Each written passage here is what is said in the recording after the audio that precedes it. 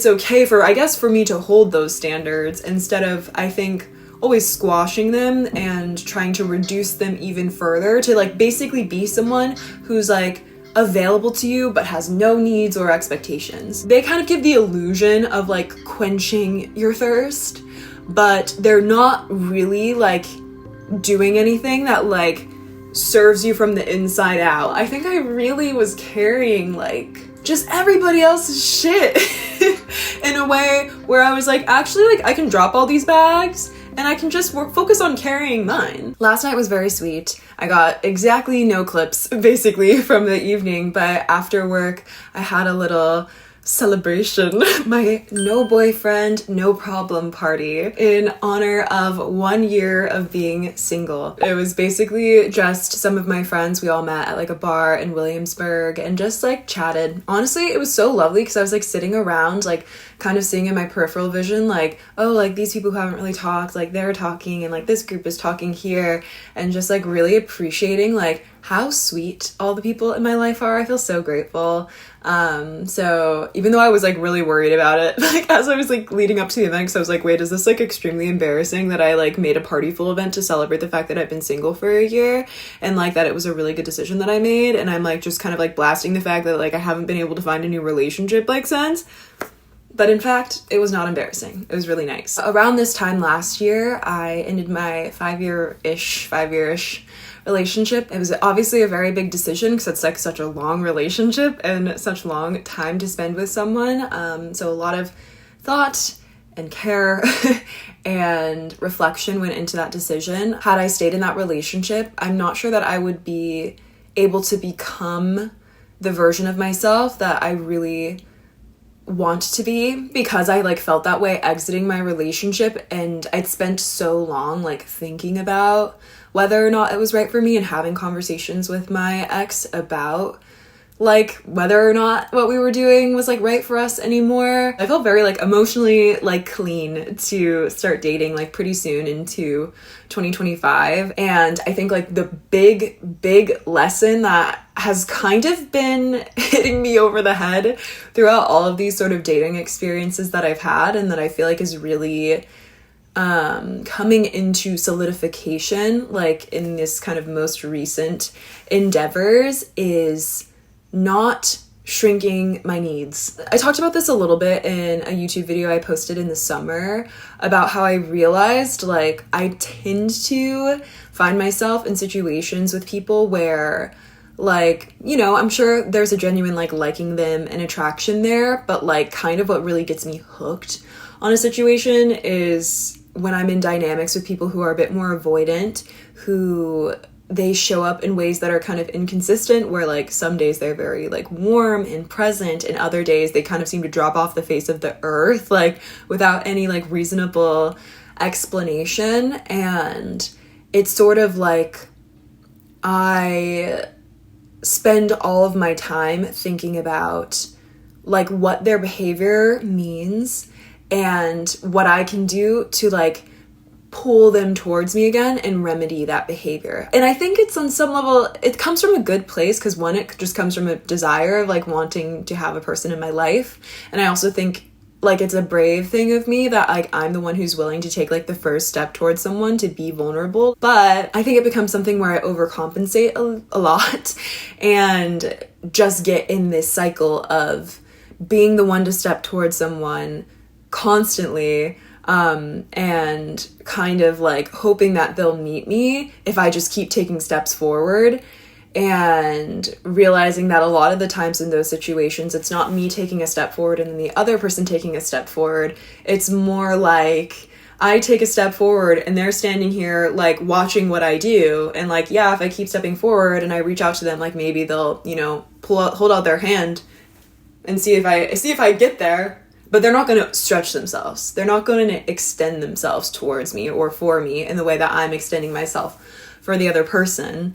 And I think that because I get in this cycle of like wanting to create the opening for connection, it means that, again, I spend a lot of time interpreting people's behavior instead of just being like, this is what their behavior is. The reasoning or intention, honestly, is irrelevant, because I need to be looking at, not so much at the intention, but at the impact. It's good to take relationships in context, like consider your history with a person, be somewhat gracious with them.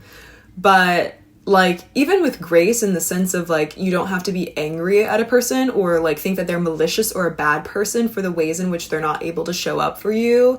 But like, you can hold space for that and then still acknowledge like the impact of like your inconsistency, your unreliability, like your inability to provide clarity. Like, these are things that just don't work for me. And it's not even personal. Like, I'm not assuming that you're malicious and you have bad like intent towards me. And I'm also not saying, there's no indictment of you as a person or your worthiness of like love or finding a relationship that's right for you. But just that this does not feel good to me. And so, like, just for me, like, completely selfishly, I'm gonna remove myself from this, like, just because, like, I don't want that, like, you know? Obviously, it's easier said than done because, like, there's a real attachment and care there, like, from your end of things, or I'll say from my end of things, where, like, I still want that person in my life, like, I still like them, I still want them to show up in the ways that I know that they can or have in the past. So it's not like I'm just like, okay, bye, and like I'm not sad about it at all. Like, I might be sad, I might miss someone, but I think it's just a more empowered place to sit from a place of looking at the impact of behaviors and how it makes you feel when you're around the person and when you're away from them, and letting that be like what helps you make decisions about which relationships you continue to invest time into and which ones you don't, versus like, well, but they're such a kind person, I know that their heart's in the right place. Like, especially when it's like you're showing up right. Like, if you're able to show up with consistency, it's reasonable enough to expect the other person to show up with consistency. If you're able to show up with emotional vulnerability, like, it's reasonable enough to like want whoever you're meeting to also be able to show up that way, you know? Wanting really basic things, like, I want someone who like will text me like pretty regularly and like there's not like weeks without like communication before I hear from them again. Or I want someone who like when they make plans with me, I can tell it's like they've thought about it, like it's intentional. It's not like, oh, I randomly have time right now, so like let's hang out right now. Or, you know, dropping into your life like you don't have your own shit going on. Like, I think that stuff's really reasonable. Maybe I'm wrong. But that's what I'm realizing. And because it's reasonable, then I think it's okay for, I guess, for me to hold those standards instead of, I think, always squashing them and trying to reduce them even further, to like basically be someone who's like available to you but has no needs or expectations, and to try like as hard as possible also, like when it comes to maintaining connection, with being like, well, how can I meet this my need, like that is inherently relational? How can I just meet it entirely on my own so that then I don't need anything from this person, so that way I can like keep them in my life, even though at this point now it's like a relationship where I feel like it is causing me more emotional exhaustion and grief than it is like joy and collaboration and like expansive like presence, you know, because I'm like doing the work of like kind of deluding myself for them so that then they can be comfortable like showing up without feeling like they have any responsibility towards me. And I kind of, I guess, like in general, I don't really feel like that's like what human relationships are. I think like friend, like coworker, romantic partner, whatever it is, it's like the people who are in your life that like you care about, like, or that you something about your dynamic means that you have to interact with some regularity. Like, there is inherently a responsibility, I feel like, there to show up with kindness and fairness and like be clear with the person and both be willing to step towards one another. And I don't think it's unreasonable to expect that. And that's revolutionary to me. Like, I literally basically just learned from like one of my more recent dating situations. I was like, it's like literally my needs are normal and it's okay to have them, and it's okay to remove myself from situations where like with what I'm asking, which again I feel is really reasonable. Let me know in the comments if you disagree. But I feel it's really reasonable. And so if someone can't meet me there, instead of staying in the situation and trying to interpret their behavior and read good intentions into it and stifle my needs so that I can maintain that connection because I'm just desperate to have someone, like, we don't need to do that. And we also don't even need to, I think if you express what you need from a person in a way that's calm and clear, you give them the blueprint for like how to meet you, and like they can do the same, like that's also an option. I think that that's the most inherently relational, is the one where you try to articulate your needs, rather than being upset that they just don't know, even though I think stuff like this is kind of basic. Sometimes maybe people just have different needs or they don't know. So it's like you can articulate them.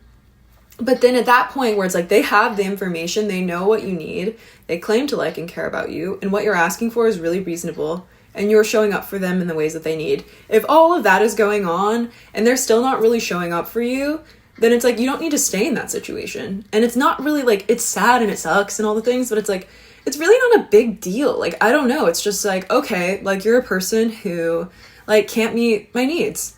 And like, there are mine, you know, and they're my responsibility in the sense of like, I'm the one that has to uphold like the standards and boundaries that will create like environments that like those needs can be met within. And so like for that reason, like I'm going to remove myself from this, like with love and light, like this isn't right for me. And it's not personal. Again, it's not always an indictment of someone's character just because you're not compatible in those ways. But it does mean that like you do have a choice about like whether or not you stay in situations that are inherently kind of unsatisfying and where you feel like you're giving a lot but not really being met in that giving, or if you leave and like you know, continue to hold those standards and like hold space for whoever is capable of meeting them, is in a place of like emotional maturity or compatibility or whatever the underlying kind of dissonance is, wherever they match you, you know? I catch myself so often still doing the same thing of like trying to fill in the gaps of what I need from a person, like with my own efforting, hoping that then maybe like that will, I don't know, give them as low pressure of an environment as possible, so then they'll start finally showing up again like the way that they did like in the beginning, or when they like, I don't know, in the times where they're not feeling avoidant, like whatever. And I think what's good is like I'm getting maybe quicker at recognizing when I'm doing that, and then trying to course correct by like articulating clearly with people, or by removing myself, by divesting my energy. And it's not easy. I'm not perfect at like articulating. Like I do think I'm someone who's pretty generous with my like views of other people's behavior, and I do think it's also generous of me to be the person to create space to like openly like talk about like feelings and about needs and about expectations. Like I hope the other person in whatever these dynamics are feels like they're comfortable enough to share what's honestly like on their heart, even if it's not what I want, it's not the same thing. Like I think that's so fine. Like what I really want is just to understand you better and understand if we're able to kind of figure out how to move forward together, or if we should part ways, you know? But yeah, I'm like learning to do that now, and it feels really, really different from like how I've ever moved through dating before, because I think even with my ex, like, and I won't blame him for this, I think this is my own thing clearly that I carry like throughout my relationships in life, but like I just think there was a lot that I like needed that I really buried down because I didn't think I had a right to want it or ask for it. And I think I was more scared of being alone and like the kind of maybe risk of like, I guess like, well, maybe I won't find, you know, the right match. Like I think I was more scared of that for a long time than I was of like staying in a relationship where I was like sometimes getting some of my needs met, but not really feeling like met with like the full person that I am. And like, I don't know, having to kind of move through life like that, like smaller, making myself smaller and making my needs and wants smaller in order to maintain this connection. And I think I'm learning a bit more about how to stay steady within myself and to choose myself more than I choose connections that aren't actually nourishing. I kind of like was describing it as this feeling of like, if you're really, really thirsty and like, I don't know, waiting for something to drink and like someone hands you like a can of like soda, it's like you might drink it and like temporarily feel a little bit like satiated, and it's like, you know, highly palatable, it's like a very attractive package, like so much thought is put into making this seem really like desirable and delicious to you. But like, if you haven't had a cup of water all day and the first thing you drink is soda, it's like, in that immediate moment, it might like provide some relief, but then I feel like in the long run, you're gonna feel really, really thirsty still and like really undernourished. And I kind of feel like that's what like connections that aren't really like good for you or truly like meeting your needs like kind of feel like, where it's like they kind of give the illusion of like quenching your thirst, but they're not really like doing anything that like serves you from the inside out. It's just been absolutely brilliant, to be honest, to like be realizing this. Like, I feel how different like I move through the world like with this sort of skill set that I'm building of being able to like know what I want, own it, communicate it, and align myself with situations and people like that just need it, instead of like needing to keep myself in situations where I feel like I'm trying to force something to work that's just like not gonna work, even if people have the best intentions or really care for you and like you.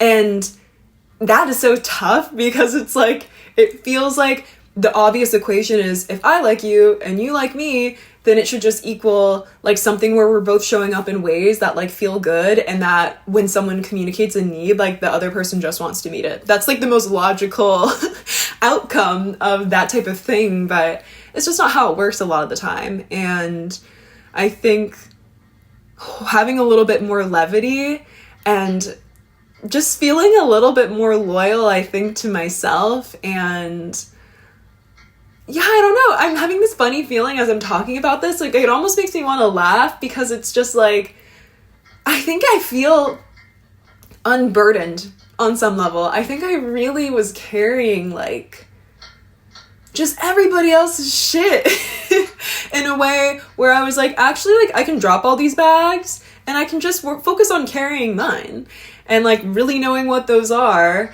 and like looking for situations where it's like I feel like the weight distribution stays pretty equal between me and this other person. Like I take one of your bags and you take one of mine, and it kind of like evens out, you know what I mean? Like, and I don't know, it like, yeah, it just feels really good. Like as I'm thinking about it, I just feel so much lighter than I did like this time last year, and even like so much lighter than I did just in these last couple months, where I think I've really been challenged to confront this within myself. And I'm very grateful for those challenges, because I already know that like these lessons that I'm still learning and integrating, and you know, I'm gonna get up and then be running and then like trip over the same kind of dynamics that I catch myself in, but maybe I'm getting up, you know, quicker, and I'm scraping my knee a little bit less, or I have like a first aid kit on hand to patch myself up, like instead of just bleeding out. Like I know that, and I'm so excited for this, like eventually I am gonna meet someone who really is like right for me, and we're right for each other.